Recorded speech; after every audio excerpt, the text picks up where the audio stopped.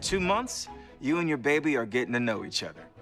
You probably know how they like to be held or can predict what time of day will be the most stressful for both of you. Sharing your observations and concerns about your child helps your doctor understand their developing personality and how to best support both of you. The power of routines. I love the bedtime routine because it's a time that has always been a way for me to connect with my baby, where it's just her and I without any distractions, and really just have that moment together. We would usually start with a bath, just to get the baby clean and kind of start the sleeping process. And then we would read to my son. I actually did the reverse. I ended with a bath just to let whatever energy he had work its way out. Doing the same thing before bedtime each night, even when your baby only sleeps for a few hours at a time, will help them learn when it is time to sleep. You may also want a routine that encourages slowing down, right? Creating a sense of quiet and being calm. And remember, this bedtime routine will likely become something your baby expects as they grow. So make it something that both you and them can enjoy. As a parent as well, you feel nervous because you're like, I don't want to leave my kid crying either. Like, is it okay to go to them at this moment?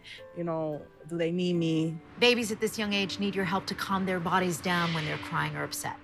Their bodies just aren't ready to settle down to sleep on their own yet. But this doesn't mean you have to go to them every time they make a sound. Some parents toward the middle of the first year decide to sleep train, but right now your baby's too young. You're all very eager to get to the place where you and your baby will finally get to sleep through the night. And you will soon. How your baby communicates.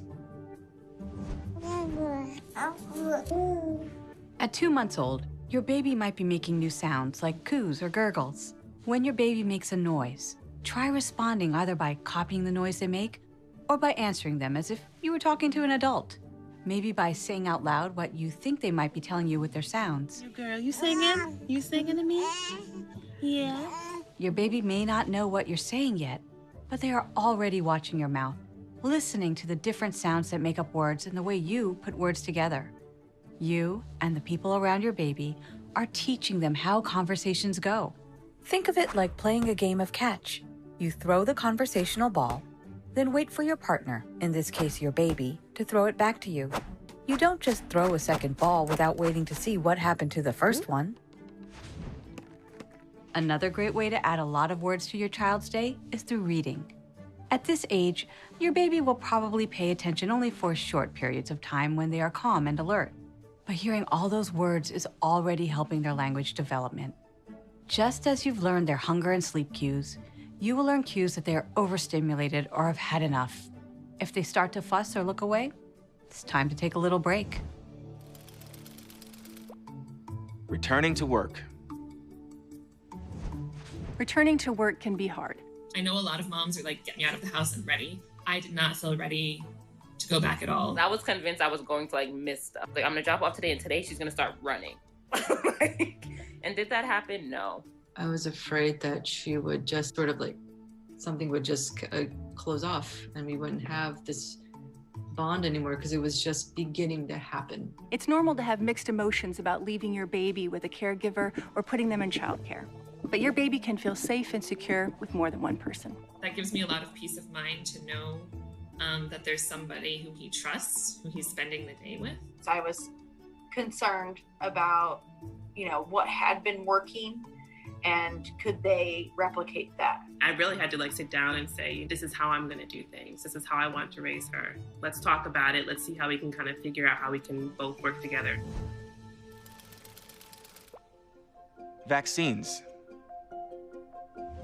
It's normal to have questions about vaccines, and your healthcare provider is here to answer them. Because babies don't yet have a strong immune system, they are at risk for some dangerous illnesses at this age, like pneumonia and meningitis. Vaccines are tested to make sure that they're safe for infants and they are effective in preventing a wide range of very serious diseases. It's common for babies to cry during the shots, and sometimes they can be fussy or get a mild fever a day or two afterwards. Your kid processes it after a while and starts crying and you soothe them a little bit and then it's over.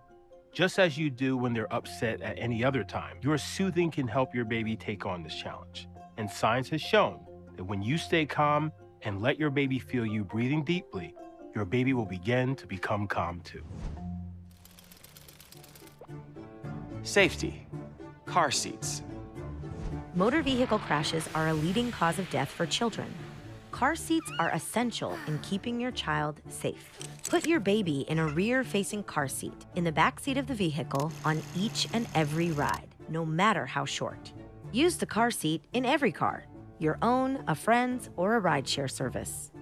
Car seats can be complicated and confusing, but it's important to make sure your car seat is properly installed, so consult a certified car seat technician if you have any questions.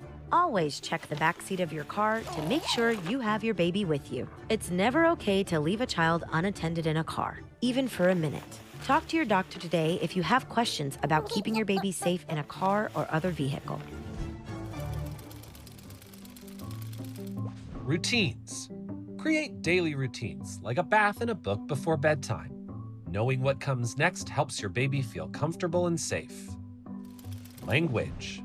Repeat and respond to any new sounds your baby makes. Vaccines. Vaccines are the most important way to keep your baby safe from many serious diseases.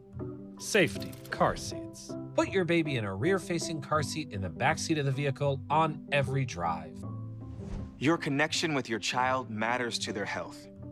The strength of your relationship shapes the way your child sees and experiences the world and helps them deal with the challenges we all face. If you have any questions about ways to support and connect with your child, be sure to ask during your visit.